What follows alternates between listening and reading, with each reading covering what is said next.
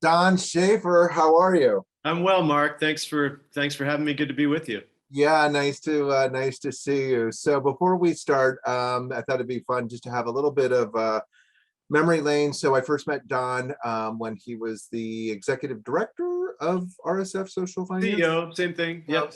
same Yeah. thing. And obviously did great work at RSF, and so super thrilled to have him back now in a new position, a new organization at Replant Capital. So we're going to dive in today, learn a little bit about Replant Capital. We're going to learn a little bit about from one of the most well-known people in this space around impact investing, but also impact investing as it relates to soil health, as it relates to the environment, as it relates to farming. So I'm super excited to dive into this conversation, just to say hello to you, Don. So it's kind of fun. Me too. Thanks, Been a Mark. while since that first meeting. That's right. Anyway, Don, would you give a little bit of background about yourself, and then let's dive into some of the bigger issues around our planet.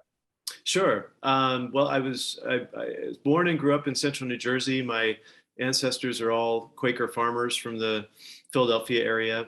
Went to Cornell and then made my way out to the Bay Area about 30 years ago, and have been an entrepreneur and then got into the finance and capital side of the equation about 20 years ago, Mhm.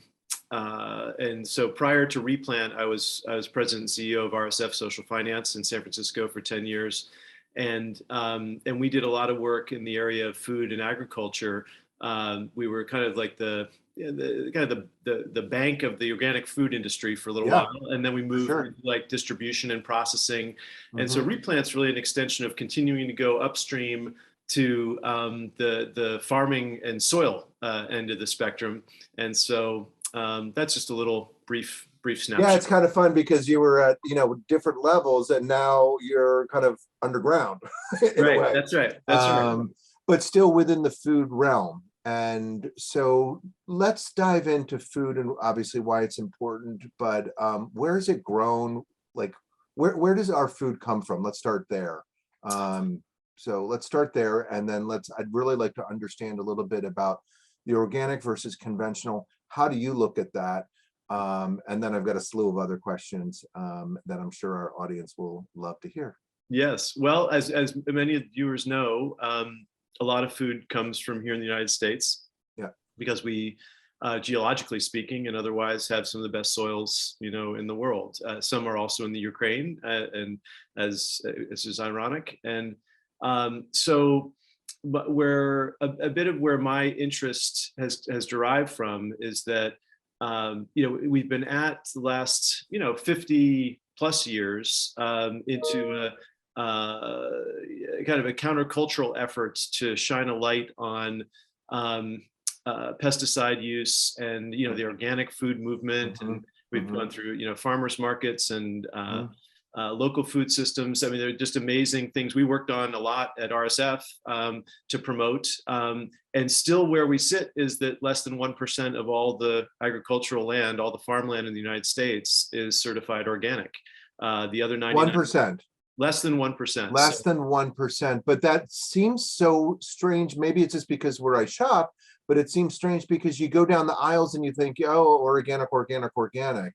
yeah, Is it just where I am in the Bay Area, or what? it's partly a Bay Area phenomenon for Uh-huh. sure. Yeah. And then a lot of the organic food is actually imported still, the raw materials and such, and then put together with the CPG companies and is distributed here. Got it. So now we're up to, I think, somewhere between 5 and 10% of all the food that's consumed is organic, but only 1% of the farmland here is certified organic. So there's a Mm. mismatch there for one thing.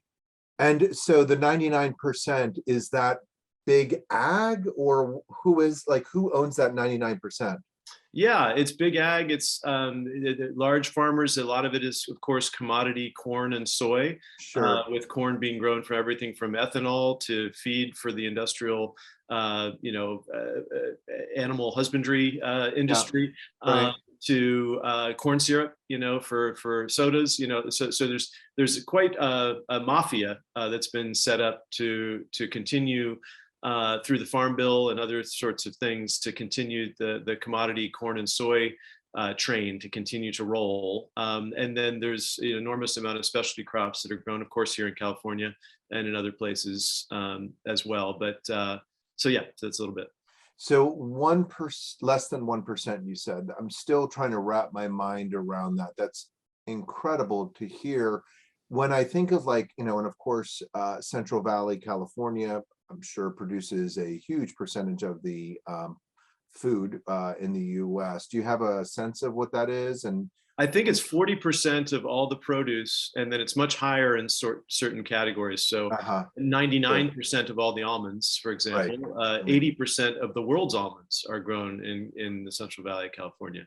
So it just depends on the crop, but a lot, yes. As a side note to the almond piece, because I'm sure that's a whole nother conversation. However, I think maybe I was a Michael Pollan City Arts and Lectures that I was attending, and he said something like that the almond industry brings in bees from New Zealand and basically anesthetize them, put them on a plane, send them to the Central Valley, feed them high fructose corn syrup, and have them buzz around and pollinate the almonds. Is that actually going on in the world? Yeah, it's kind of that insane. Yes, is a short answer. And so, and that's because, of course, glyphosate and other things that have been involved in pesticides and fertilizers and herbicides and what have you Yeah. over the years, after decades of use, have decimated the native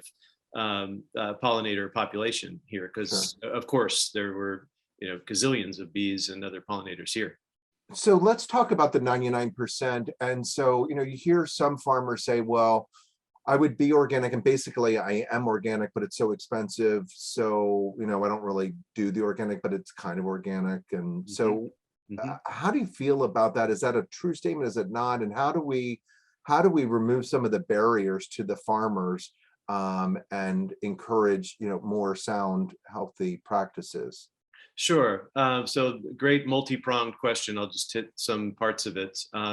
One thing that's encouraging, of course, is that more and more consumers are demanding organic and beyond Uh-huh. organic Yeah. food at this point. And so that's bringing the price down. Those of Hmm. us who've been in the Bay Area for a long time have had access to, Hmm. in other areas like the Bay Area, Hmm. spotted around the country, have had access to organic food for a long time. Now that is spreading because the price points are coming down, and more producers are being able to get involved, because the big food companies, the consumer packaged good Hmm. companies, are seeing the demand, recognizing the demand, and are now marketing products in a wider range of selection and better price, etc. So that's kind of the key of what's happening right now. And so so you're seeing, in addition to certified organic, you're of course seeing the growth of the term regenerative, Yeah. which is still not defined in a satisfying way for lots of people. But Hmm. there are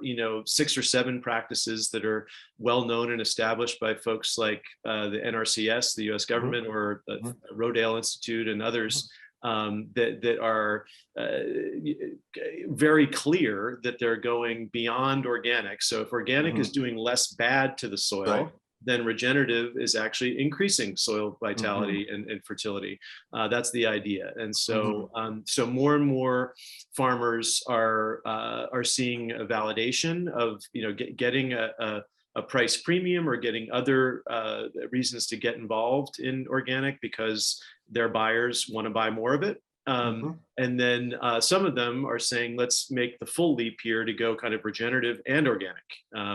So And for the farmers there that are saying, okay, so I want to go from whatever conventional to organic or regenerative or whatever. mhm. How do the margins work? Is it, just like if you're conventional, you're just living on margins, and obviously, not obviously, but I don't think there's, really juicy margins in the farming industry in general. So what does that look like when you're talking about just a conventional farmer and why she should go, you know, Mhm. regenerative?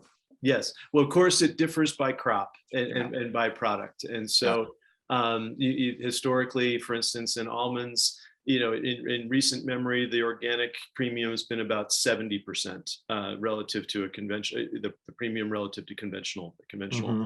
home. And we could go, kind of crop by crop, but Yeah, so yeah, there yeah. is benefit, Mhm. and So so why wouldn't somebody go all regenerative too if the margins are there? well, it's not, you don't just flip a switch. For Yeah. one thing, there's like a cultural norm that happens. You're paying attention to what your neighbors do. You're Uh-huh. doing what you know how to do. Yeah, So we're working with a lot of technical assistance providers now that yeah, can help farms develop a farm management plan. yeah. So in their defense, it's not like you just turn something Okay. and do it. And then there are initial costs associated with additional labor in some cases. There are other things that are involved in the transition that need to be taken care of.